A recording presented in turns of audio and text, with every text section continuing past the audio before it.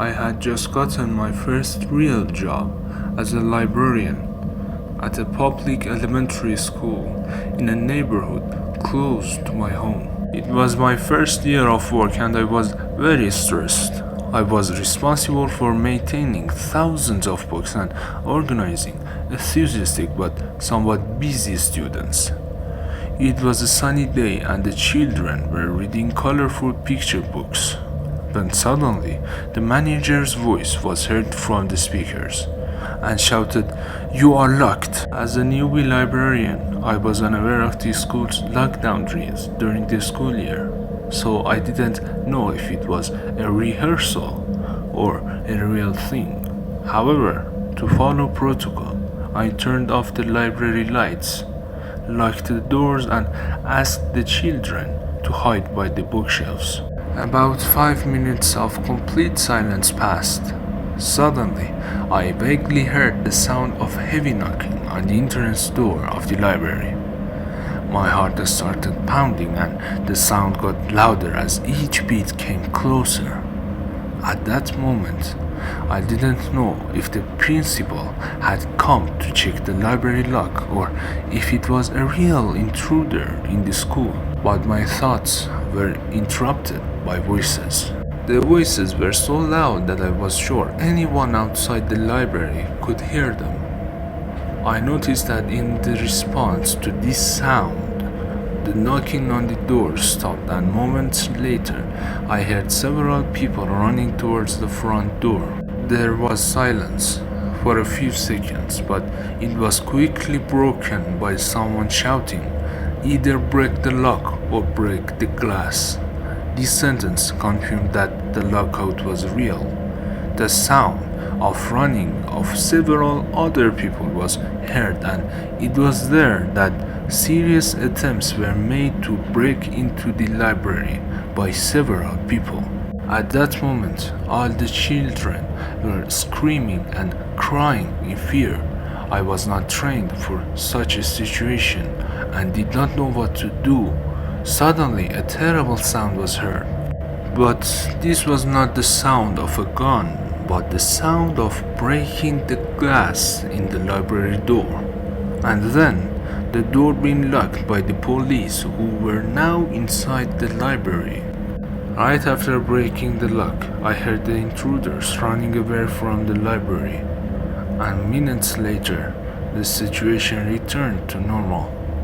The intruders turned out to be 4 young, local, delinquent boys who were later arrested.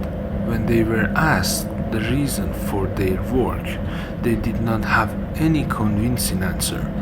One of them claimed that they wanted to find the book they had lost, but I personally did not believe what he said. In my opinion, no book is worth going to court and possibly losing your freedom.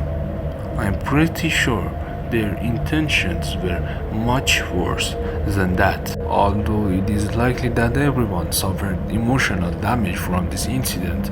Fortunately, no one was physically injured. 2 years have passed since then, and I am still working in the same school and even the same library. Seeing the broken lock on the entrance to the library still reminds me of that terrible day. Rain pounded the dining tables, turning the first bell lunch crowd into a soggy mass. My friends Liana and Michael and I were trying to save our soggy fries under the thin cover of a napkin. Suddenly, a loud boom sounded in the yard. At first, I thought it was just lightning, another unwelcome guest at our dreary lunch bell. But then, the screams started. A wave of panicked screams rose from the lunch line and sent shivers down my spine. "What the hell is going on?" Liana shouted above the din. Before I could answer, a security guard rushed into the yard and yelled, "Everyone, go! Go to the multi-purpose hall." Chaos ensued. Children were pushing each other in a mad rush to reach the doors, dropping their half-eaten lunches. We also followed the panicked crowd, with panic and confusion twisting my stomach. The multipurpose hall, usually a heaven for dodgeball games and cheerleading, was now filled with anxious students. Whispers swirled around us like a nervous storm.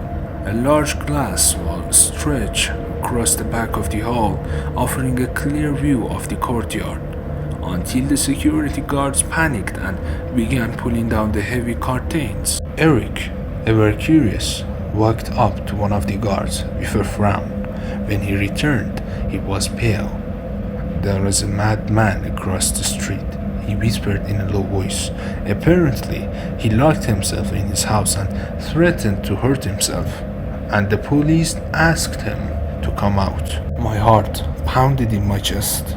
Eric dropped another bomb, and guess what? He is also a registered sex offender. This revelation was like a heavy weight. Quarantine seemed like an eternity, like it was eating up our class time. Finally, after an hour, the tension began to ease. We were slowly released and returned to our classes one by one. Later on, in English class, I found myself next to Brandy, another of my classmates. We were both pale and silent. He approached me and said in a barely audible voice, "Do you know that man? The one who locked himself up?" Shaking my head, a cold fear settled in my stomach. "Yeah," Eric told us. "He's my neighbor," he admitted with a trembling voice. "Last year's Halloween, I saw him behind the window, cutting his arm and writing something with his own blood. I thought it was a Halloween decoration, but now..." A wave of nausea came over me. Reality, once blurred by the confusion of quarantine, hit me hard in the face. The man outside was not a distant threat. He was a terrifying presence, closer than we ever imagined. The memory of that rainy afternoon and the fear it had in itself was forever engraved in my mind. My high school is near an area with a lot of gang violence, so lockdowns were a fairly common occurrence. However, the incident that reminds me in my mind, I think actually had nothing to do with it. The only time I really felt scared wasn't because of a runaway or a shooting. It was because of a student who everyone already knew was him. His name is Jason. He was one of those kids who was crazy smart and had a lot of problems with authority focusing on socializing and such. Surely everyone knows at least one of the children at school. He was suspended for bringing a knife to school and then fired later that year for trying to strangle a teacher with a shoelace. He returned to the intervention school the following year after going to the intervention school for a few months. Unfortunately, it seems worse than when he left. I enjoyed it once, when we both got in trouble for different things and sat down at the same time and ended up sitting together. The vice principal was supposed to let us both talk, but it must have been a crazy day because we had a buffer to talk to someone else first.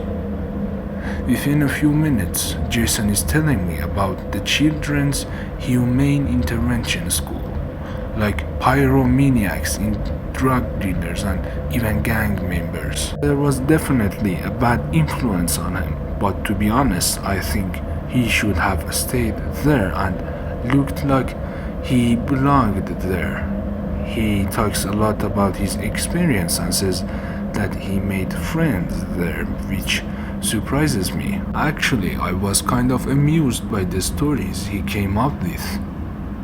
Jason told me that someone from the intervention school and some others are learning how to make bombs. Before I could ask him if he's serious, the assistant manager came out of his office and called Jason. This was the last time and really the only time I talked to him. It was really strange because despite everything I heard from him, he was actually in very good spirits. Even though he was in trouble again, he seemed very happy. I thought he might get better, but now I realized that the only thing that made him happy was remembering the violent criminals he hung out with and thinking of ways to hurt people. By the third week of school, I'm sure he was dying to go back to another school. That's the only reason I can think of for what he did. Unless he really enjoyed doing it. In the second period, one day after daring to talk to him, he called with a bomb threat. He was quickly arrested but refused to give the location of the bomb, so the whole school was evacuated. I vividly remember the feeling when I saw Jason's clear backpack sitting by the wall. In the hallway we were walking through, garbage bag stuffed inside, so I knew it had to be the bomb. I told one of the managers who broadcasted on the radio at the time. I was waving him off, walking off the football field, but instead of having to stand, I could sit in the bleachers. We were there, locked for hours, talking in the hot sun, waiting to go back inside. But the bomb squad must be called to take care of the bag, and then they had to sweep the whole school for other bombs. And I went from fear to being annoyed, and finally I became restless.